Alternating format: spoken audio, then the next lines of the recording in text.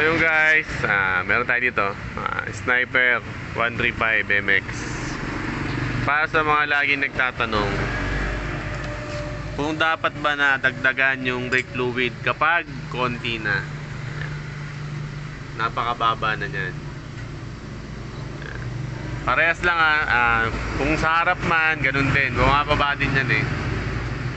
Kaya sa mga nagtatanong nyan, papakita natin sa inyo yung nangyayari. Nabaklas na rin namin to, nalinisan na rin. Ayan. Okay. Yung caliper neto, ayan. Kanina stack up to. Ayan. Puro kalawang yan kanina. So nangyari, hindi siya umuusog. Dapat yan naglalaro na maayos yan eh. Ayan. Dapat yan umuusog yan na maayos.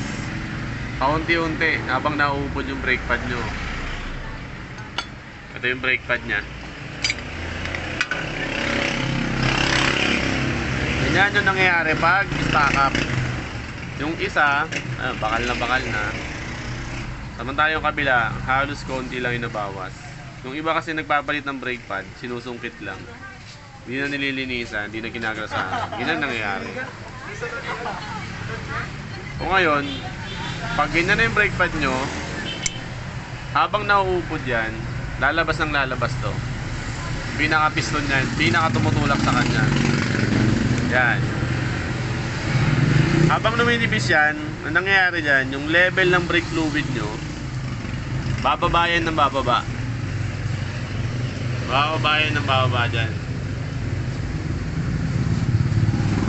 Ang iisipin nyo ngayon, dagdagan.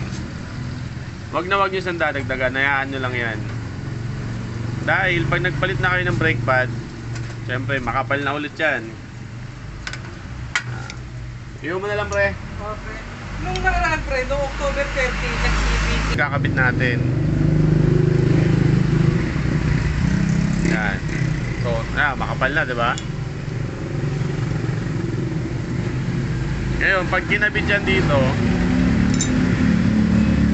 syempre di na kasya, iusog nyo muna yung piston. Babalik nyo. Yan itong mangyayari dyan.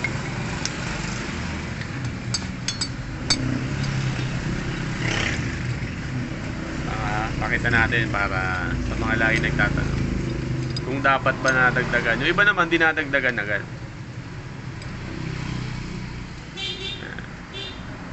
Siyempre babalik natin yan. Pansinin nyo yung level ng brake fluid yan. Diyan mo na Drake. Habang bumabalik to, yung level ng brake fluid nyo umaangat din. Babalik yan. Ayan, pansinin nyo, nasa kalahati na. Balik natin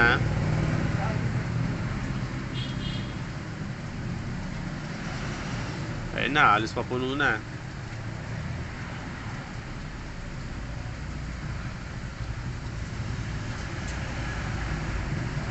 Ayan na, puno na.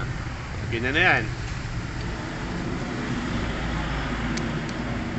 Ang mangyayari niyan, pag pinuno nyo yan, tapos nagpalit kayo ng brake pad, pwedeng bumigay ito. Pwedeng mabasag yan, pwedeng mag-leak dito, or dun sa repair kit ng brake master nyo. Kaya wag na wag nyong pupunuin. Magdadagdag lang kayo nyan kung nagpa-bleed kayo, or nagkaroon kayo ng tagas dito sa mga hose nyo.